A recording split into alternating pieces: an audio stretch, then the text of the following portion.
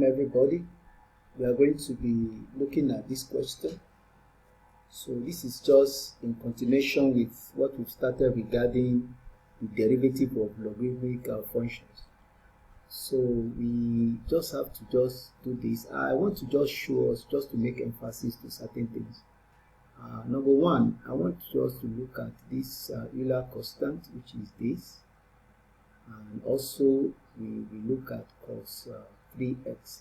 So we need to, I want us to differentiate it separately first, so that later we'll now bring it together to see, so that we're able to make emphasis to the Euler constant. Now this particular man, some people call it the devil. Alright, now if we look at this, how do we differentiate Euler constant? We are going to follow these three steps to differentiate it. This is just how if we can follow these three steps, it's going to help us. So the first thing is to differentiate the power. The power here in this case is 4x. So if we differentiate 4x, we are going to have it to be 4. Okay, multiply by the next step, say rewrite the expression. So I'm going to rewrite the expression, which is 4 Euler is power of 4x. Then multiply by the next thing is multiply the expression by log e to its base. So I'm going to have log e to which base? The base that it is carrying, which is te. So you see, log to its base is going to give us 1. So I'm going to have this one to be 4 e raised to the power of 4x as the differentiation of that. So let's differentiate cos 3x also. We differentiate cos 3x, what are we going to get? If we differentiate cos theta, you know you are going to have negative sine theta. So in this case, my theta is 3x. So I'm going to have negative sine. Instead of me to write theta, I'm going to have 3x. Then you will now differentiate this theta, which is 3x, and use it to multiply it. And that's going to give us 3.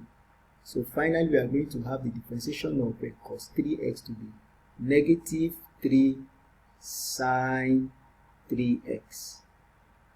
Okay. So now let's now go back to what the examiner gave us.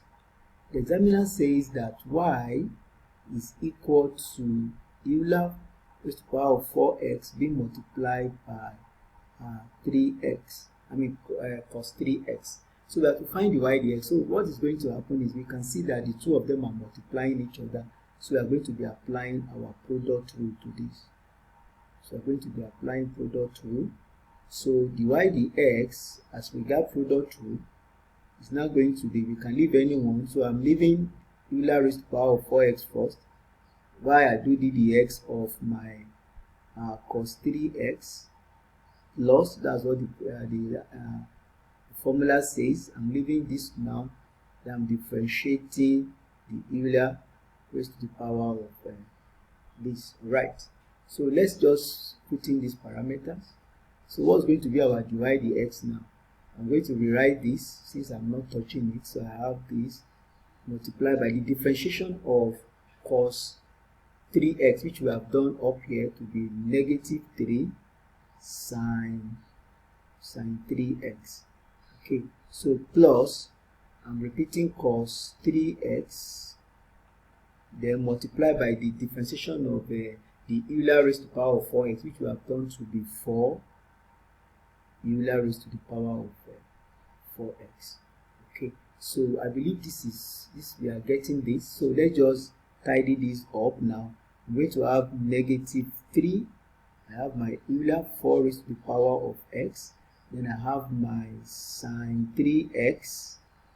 Okay, plus now I have my 4 Euler raised to the power of 4x.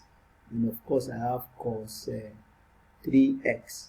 So I can see Euler raised to the power of 4x that is common. So I will bring that out. And I have this into the bracket of negative 3 sine 3x. Okay. Plus, it is going to remain 4 here, cos 3x. Okay, let me tidy that negative sign up so I can still have it to be this. Into the bracket of 4 cos 3x, then minus 3 sine 3x as our final answer. So I believe you enjoyed this video. It's quite easy. Once we follow these 3 steps, it's going to help us to deal with the Euler constant And once we know how to differentiate the Euler constant, then the rest is just easier for us. All right, thanks for watching. I believe this is helpful, and hoping to see you more in our next video. And I want us to please kindly subscribe and follow us also on YouTube. We are also there. Thanks for watching. See you in our next video.